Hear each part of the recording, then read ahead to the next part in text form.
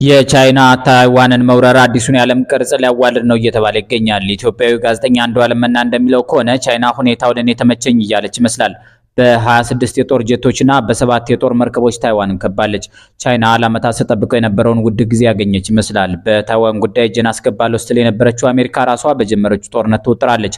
በሚታይ መልኩ ታይዋንን ቻይና ብትወር አሜሪካ ቤት አትልም። ከኢራን ጋር ባለችበት ብቻ ሳይሆን ከዩክሬን ጋር ያልጨረሰችው ጦርነት በመኖሩ ከቻይናም ከሩሲያም ከኢራንም ከሰሜን ኮሪያም በተመሳሳይ ጊዜ መፋለም ስለማትፈልግ ለዚህ ነው ይህ ጦርነት ረጅም ጊዜ ስትዘጋጅ ለነበረችው ቻይና እንቁ ድል የሚሆነው። አሜሪካ የጀማመረቻቸው እሳቶች ዓለም ከጦርነቶች ማግስት ከአዲስ ካርታ ጋር እንዲከሰት የሚያደርግ ይመስላል። መካከለኛው ምስራቅ ላይ በተለኮሰው ጦርነት ምክንያት ትልልቆቹ ሀገራት ትንንሾቹን የመሰልቀጥ ፍላጎት እያሳዩ ነው። በዚህም ኢራንን ጨምሮ ሌሎችም ወደ ግዛት ማካለል ጦርነት ጭምር ሊያልፉ ይችላሉ።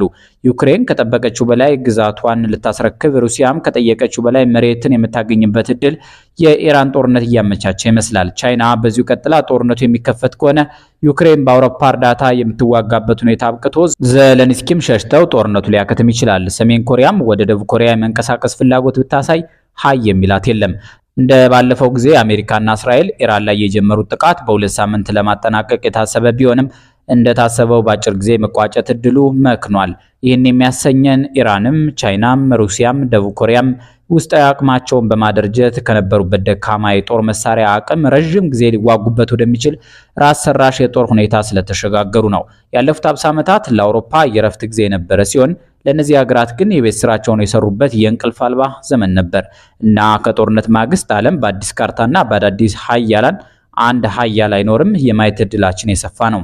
የውል ሰው የተባሉ ኢትዮጵያዊ የፖለቲካ ተማሪ ደግሞ ከመጀመሪያው ትራምፕ ለምን ኢራንን አጠቃ የሚል ጥያቄ አንስተው እንደሚከተለው ያለ ምክንያት ይሰጣሉ። ብዙ ሰው አሜሪካ ከኢራን ጋር ወደ ጦርነት የገባችው እንዲሁ እስራኤልን ለማገዝ የኢራንን የኒኩሌር ማበልጸግ ፕሮጀክትን ለማምከን ወይም አንዳች የአይዲዮሎጂ ጦርነት ይመስለዋል። ሁሉም እንደ ምክንያታዊ ሽፋን እንጂ ዋናው የጦርነቱ መንስኤም ሆነ ዓላማ አይደለም። ዋናውን ጉዳይ እንዲህ እናብራራው። ኢነርጂ፣ ኤአይ፣ አሜሪካ፣ ቻይና፣ ኢራንና የዓለም የወደፊት መጻኢ። ጦርነቱ ስለ ኒኩሌር ማበልጸግ አይደለም። ያ ጦርነቱን ህጋዊ ለማድረግ የሚያገለግል ሽፋን እንጂ የኢራንን ተቃዋሚዎችንም ለመርዳት አይደለም። የእስራኤልን ፍላጎት ለመፈጸምም አይደለም። እንዲሁም ኢራን ለአሜሪካ ስጋት ስለሆነችም አይደለም። የዚህ ሁሉ ጦርነት ዋና ምክንያት ከቻይና ጋር የተያያዘ ነው። ቻይና ከ45 እስከ 57 በመቶ የሚሆነውን ነዳጅ የምታስገባው በሆርሙዝ ባህረ ሰላጤ በኩል ነው። ኢራን ደግሞ ይህን መስመር ትቆጣጠረዋለች። ይህ ማለት ከአሜሪካ ጋር የወገነች ኢራን በዋሽንግተንና በቤጂንግ መካከል የኃይል ሽኩቻ ቢነሳ ያንን ባህረ ሰላጤ አሜሪካ በሚጠቅም መልኩ መጠቀም ትችላለች ማለት ነው። በአሜሪካና በቻይና መካከል ደግሞ ቀድሞውኑ የኢኮኖሚ ሽኩቻ ተጀምሯል። አሜሪካና ቻይና በታሪፍ ጦርነት ውስጥ ከገቡ ከዓመት በላይ ሆኗቸዋል። ቻይና በየትኛውም የዓለም ክፍል የሚገኝና የራሷን ሬር እርዝስ ማዕድናት የሚጠቀምን ማንኛውንም ማምራች ያቀፈ የኤክስፖርት ቁጥጥር እንደምታደርግ ያስታወቀችው በቅርብ ነው። ማለትም ቻይና እንደጠቀሰችው የቻይናን ፕሮጀክት የሚጠቅም ማንኛውም ኩባንያ ምርቶቹን ወደ ውጭ በተለይ ወደ አሜሪካ ከመላኩ በፊት የቻይናን ፈቃድ ማግኘት አለበት ማለት ነው። በነገራችን ላይ ቻይና ከ85 እስከ 90 የሚሆነውን የዓለም ሬር እርዝስ ማዕድናት አቅርቦት ትቆጣጠራለች። ይህ ማለት አንድ የጀርመን አምራች ከቻይና ያገኘውን ማዕድን ተጠቅሞ ለአሜሪካ ኩባንያዎች ቺፖችን ቢሰራ ቻይና እነዚህን ቺፕስ ኤክስፖርት ማገድ ትችላለች ማለት ነው። በዚህ ዘመን ደግሞ ቺፕስ ከመኪና እስከ ስልክ፣ ኮምፒውተር በሁሉ ነገር ውስጥ እጅግ አስፈላጊ ግብዓቶች ናቸው። አሜሪካ፣ ቻይና፣ ታይዋን፣ ኔዘርላንድስ ደግሞ የዓለም ቺፕስ አምራች ሀገሮች ናቸው። በዚህ ዘርፍ የቻይና ተጽዕኖ በእጅጉ እየገዘፈ የመጣ ነው። እንግዲህ ቻይና በአሜሪካ ላይ ያላት ተጽዕኖ ወይም ሌቨሬጅ እስከዚህ የሚደርስ ከሆነ ለአሜሪካ አደገኛ ይሆናል። በተለይም ቻይና በመጨረሻ ታይዋንን በኃይል ጠቅላ ለማዋሃድ ከወሰነች ሙሉ በሙሉ የዓለም ቺፕስ ምርቶችን ለመቆጣጠር ያስችላታል። ስለዚህ የሆርሙዝ ባህረ ሰላጤን መቆጣጠር ለአሜሪካ ወሳኝ ይሆናል። ለምን? ምክንያቱም ቺፕስ ለማምረት ኢነርጂ መሰረታዊ ግብዓት ነው። ከዚህ በፊት ትራምፕ ቻይና ከፓናማ ቦይ ለቃ እንድትወጣና አሜሪካ መልሳ የፓናማ ቦይ እንድትቆጣጠር እንደሚፈልግ የሚገልጽበት ምክንያትም ይሄው ነው። ቬንዙዌላ አስፈላጊ የሆነችበት ምክንያት ይሄው ነው። ቬንዙዌላ እና ኢራን ደግሞ የዓለም ከፍተኛው የነዳጅ አቅራቢ ሀገሮች ናቸው። ኢነርጂ እስትንፋስ የሚሆነው ለዚህ ነው። አሁን ላይ ኢነርጂ ሁሉ ነገር ነው።